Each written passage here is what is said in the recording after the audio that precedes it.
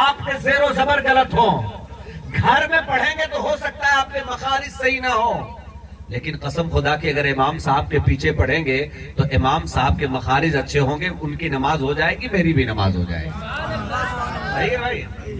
ان کی بھی نماز ہو جائے گی اور پیچھے پیچھے میری بھی نماز ہو جائے گی.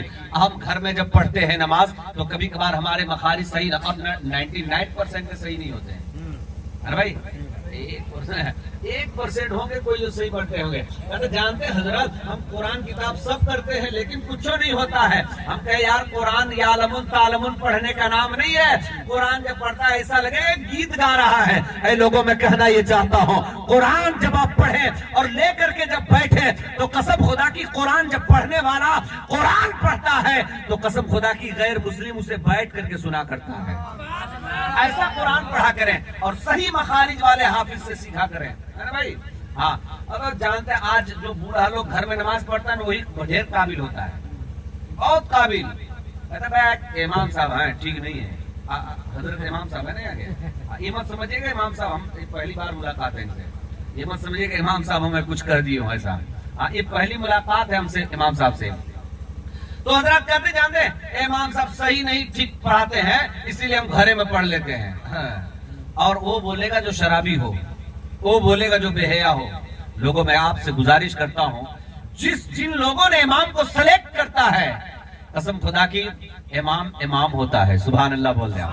ہاں آپ کو ایک بات میں سنا دیتا ہوں. قرآن کہتا ہے سچوں کے ساتھ ہو جاؤ، اور جب سچوں کے ساتھ رہیں گے تو فائدہ کیا ہوگا.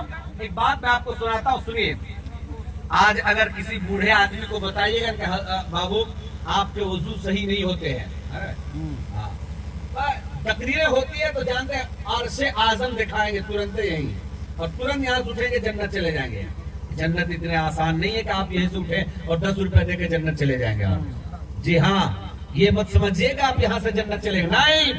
آپ کو 5 وقت نماز پڑھنے ہوں گے تب آپ جنتی ہوں گے. سنیں، اور کسی کو اگر مسئلہ بتا دیا جائے ڈھیر بڑا قابل بھائی بڑھو 4 دن جمعہ 8 دن بھائی ہمارا بتاؤ تو مسئلہ. ہم آپ کو بتا رہا ہوں سنیے. آج سیدنا امام حسین رضی اللہ تعالیٰ عنہ، بول دیں کے نام پہ سبحان اللہ. سبحان اللہ. امام حسین رضی اللہ تعالیٰ عنہ کے بارگاہ میں ایک شخص وضو بنا رہا ہے، ضعیف العمر ہے لیکن وضو صحیح نہیں بنا رہا تھا، ہے نا؟ وضو صحیح نہیں بنا پا رہا تھا. جانتے ہیں بتانے کا طریقہ دیکھیں نبی کے گھرانے والے کا.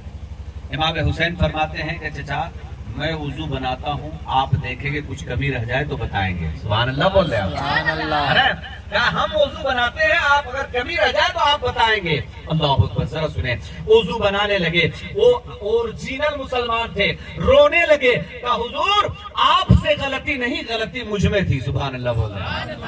غلطی مجھ میں تھی، ہم وضو غلط بنا رہے تھے. تو حضرات آج میں کہنا یہ چاہتا ہوں کہ آج 70% لوگ ایسے جس کو وضو بنانے کا طریقہ بھی نہیں آتا ہے. 75% ایسے لوگ ہیں جو ناپاکے رہتے ہیں.